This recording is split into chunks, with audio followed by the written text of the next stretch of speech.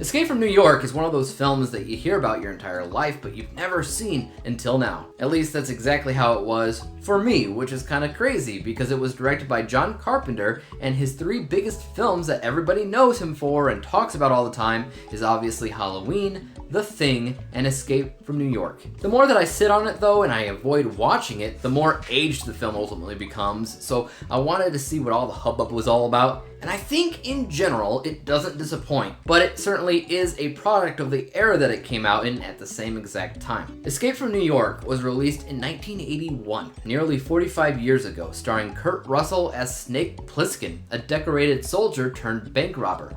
In this dystopian future, Manhattan has been walled off and converted into a maximum security prison where the nation's inmates roam free in a lawless society. Snake, sentenced for his bank robbery, is about to be locked away there for the rest of his life when he's offered a deal. Air Force One has been hijacked and it crash landed in New York, leaving the president trapped inside the prison city. The authorities recruit Snake to go in, find the president, and bring him back alive. If he succeeds, he earns a full pardon.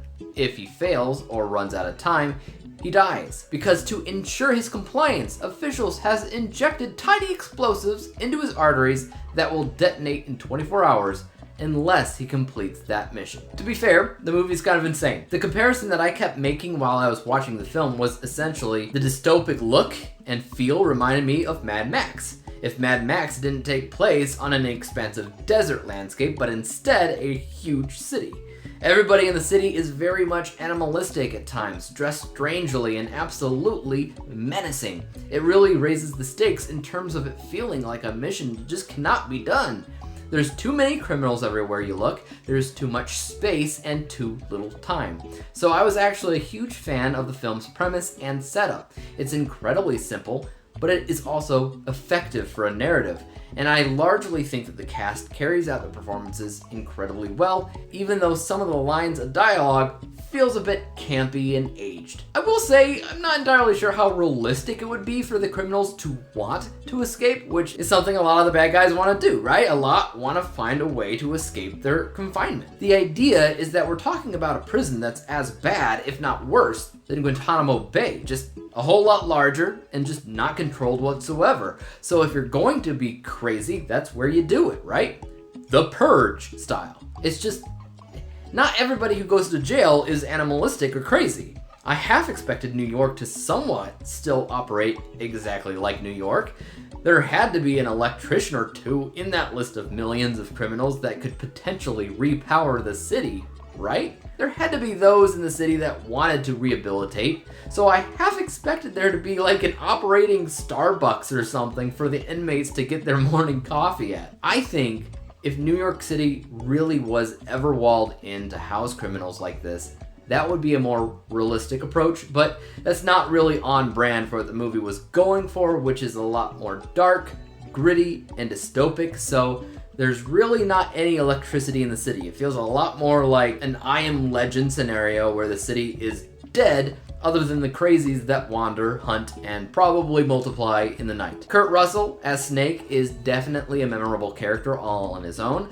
I believe that his performance and presence is ultimately why the film got a sequel with Escape from LA. I may or may not watch that in the future, but in terms of memorable characters that Russell has ever played throughout his entire career, this might actually be my personal favorite. He has the look down, the sound of his voice, the way that his brain operates while carrying out his mission. It's all really well done, and honestly, it's the main reason I would imagine people go back to watch the movie over and over again. But I will admit, it is a product of the era that it came out in. Certain visuals aren't perfect, like some nighttime shots look altered as if they were shot in the daytime and adjusted to look like night. The film also literally starts off with one plane being hijacked and another plane legitimately flying towards the World Trade Center, which was kind of cringe to watch in today's day and age, not only just because of 9/11, but because it also came out in 1981, which was also before the other terrorist attack on the World Trade Center. Overall, it's a solid film. It might even be one of my favorite from John Carpenter, even though it is indeed aged at times. Other elements, I would argue, are more timeless, classic, or iconic.